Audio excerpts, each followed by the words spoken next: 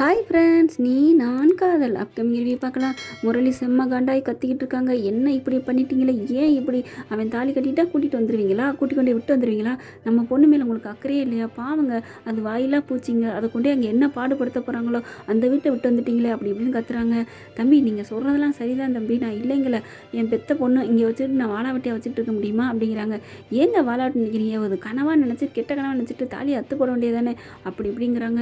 அதெல்லாம் வேணாம் தம்பி, நல்லபடியாக விட்டுட்டு வந்துட்டோம். அதெல்லாம் ஆகாஷ் நல்லா பார்த்துப்பாங்க. அப்புறம் அபி வந்துட்டு சொல்கிறாங்க, அதை விட அந்த ராகவ் சார் நல்லா பார்த்துக்குவாங்க அப்படிங்கிறாங்க. என்ன அபி நீங்கள் சொல்கிறீங்க? அந்த வீடை எவ்வளோ அப்படி பேசிட்டு நிற்க வச்சு எப்படி நல்லவங்கன்னு நிற்கிறீங்க? அப்போதைக்கு அவங்க பேசாமல் தானே இருந்தாங்க. அப்போ ஆகாஷோ ராகவோ நமக்காக பேசுனாங்களா? யார் சொன்னது தம்பி? பேசுனாங்க தானே அப்படின்னு அத்தையும் சொல்கிறாங்க. அத்தைக்காரி நீனுமா அப்படின்னு நினைக்கிறாங்க. அதுக்கப்புறம் அபி இருந்துட்டு, உங்களுக்கு ஒன்று தெரியுமா முரளி சார்? என்ன அப்படிங்கிறாங்க.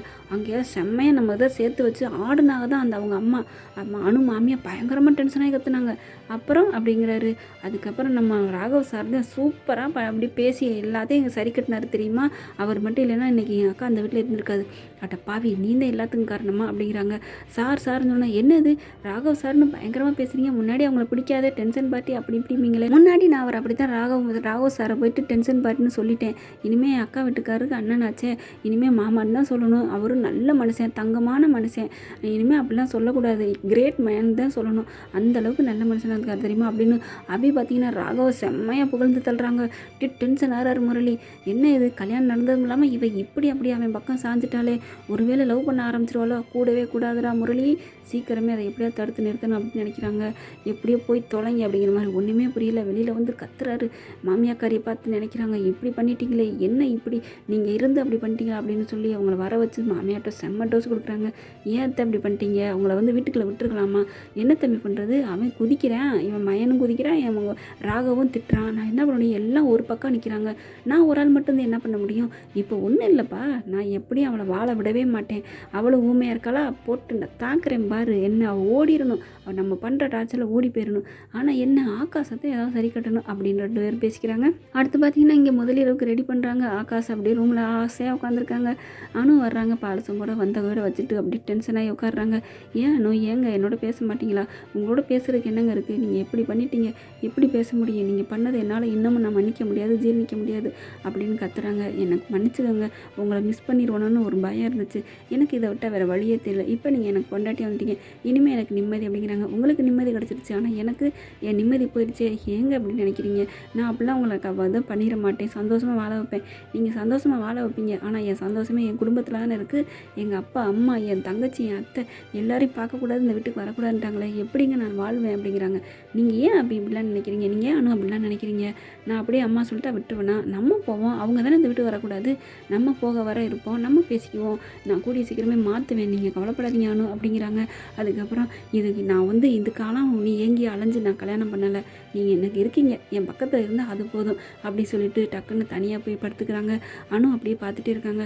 உன் குடும்பம் என் குடும்பம் வேறு இல்லை அனு, இனிமேல் நம்ம அங்கே போக வர இருப்போம் அப்படின்னு ஆகாஷ் சொன்னது அப்படின்னு நினச்சி பார்த்துட்டே இருக்காங்க. சரி, நம்ம ரொம்பவே இவ்வளோ திட்டோமோ அப்படின்ட்டு கொஞ்சம் நிம்மதிப்பட்டுக்கிறாங்க. மறுநாள் பார்த்திங்கன்னா ஆகாஷை ராகவ் பார்க்குறாங்க, மீட் பண்ணுறாங்க, பேசுகிறாங்க. சந்தோஷமாக இருந்தியாடா, ஹாப்பியாக? அனு உங்களோட நல்லா பேசினாங்களா, உன்னோட நல்லபடியாக இருந்தியா அப்படிங்கிறாங்க. நல்லா பேசுனாங்க வச்சாதான். அப்புறம் அப்படிங்கிறாங்க. அப்புறம் என்னடா, வேறு ஒன்றும் இல்லை, அவங்க பாட்டுக்கு தூங்கினா நான் பாட்டுக்கு தூங்கினேன். என்னடா நீங்கள் நல்லபடியாக நடக்க வேண்டியது நடக்கலையா அப்படிங்கிறாங்க. ஏன்னா அது உடனேவும் நடந்துடும். அவள் வந்து மனசு எவ்வளோ வேதனைப்பட்டிருக்கா, அவங்க அப்பா அம்மாவை ஒதுக்கி வச்சுட்டாங்க, அந்த ஃபீல் இருக்காதா? நான் மனுஷன் தானே அப்படிங்கிறாங்க. அங்கே வர்ற அபி அது எல்லாத்தையும் கேட்குறாங்க. ரொம்பவே சந்தோஷப்படுறாங்க. அப்படியே இப்படி அக்கா மனசு மாதிரி இப்படி இருக்காரு அப்படின்ட்டு எல்லாத்தையும் கேட்டுறாங்க. அப்படிங்கிற மாதிரி பார்க்குறாங்க. இருடா, பொறுமையாக இருடா, எதுவுமே ஒரு பொறுமை தான். எல்லா மனுஷனுக்கும் ஒரு இது இருக்குது. அதனால் கூடிய சீக்கிரம் அவள் உன்னை ஏற்றுக்குவாதான். அதுக்காண்டி உடனே உன்னை ஏற்றுக்கணும், அப்படி இருக்கணும், இப்படின்னு நினைக்கக்கூடாது. ஆனால் நீ தானே இனிமேல் அனு மனசை மாற்றுறதெல்லாம் உன் கையில் தான் இருக்குது. நீ நல்லபடியாக பேசணும், வைக்கணும். காதல் வசனம் லவ் பண்ணால் மட்டும் பத்தாது, அவங்கள வந்து கரெக்ட் பண்ணி கல்யாணம் பண்ணிட்டா மட்டும் பத்தாது. அவங்க மனசை புரிஞ்சு அவங்களுக்கு ஏற்ற மாதிரி அவங்க உன் காலில் விழுகிற மாதிரி நல்லபடியாக அன்பாக நடந்துக்கணும், ரொமான்டிக் பண்ணு, ஜாலியாக கூட்டிகிட்டு போ, வெளியில் நல்ல பீச்சுக்கு போ, ஜாலியாக என்ஜாய், அது ஆசைப்பட்டதை நடத்தி காமி, அப்போ தன்னால் உன் மேலே பாசம் வந்துடும்டா, அப்போ நீ நல்லா ஜாலியாக என்ஜாய் பண்ணலாம் அப்படிங்கிறாங்க. என்னது ராகவ் சாரா இது இப்படி பேசுகிறாரே, ரொமான்ஸ் இவர்கிட்ட இருக்குமா? நம்ம என்னென்னமோ தப்பு கணக்கு போட்டோம். அன்பாக பேசுகிறாங்க, ஒத்துமையாக இருக்குன்னு நினைக்கிறாங்க, சொத்து சோகத்தை எழுதி வைக்கிறாங்க, தம்பி காதலோட நல்லா இருக்குன்னு நினைக்கிறாங்க. இப்போ பார்த்தீங்கன்னா 2 பேரும் ஒன்று சேரணும், நீ நல்லா பொண்டாட்டிட்டு அடிபடிஞ்சு போடா அப்படின்னு ஒத்துமையாக இருக்கிறதுக்கு ரொமான்ஸாக பேசுகிறாரு. உண்மையிலே ராகவ் சூப்பர் தான் அப்படின்னு மனசுக்குள்ளே பேசிக்கிறாங்க அபி. ஓகே ஃப்ரெண்ட்ஸ், உங்கள் பொண்ணான கையால் ஒரு லைக்கை போட்டு சப்ஸ்கிரைப் பண்ணிடுங்க. Thank you friends.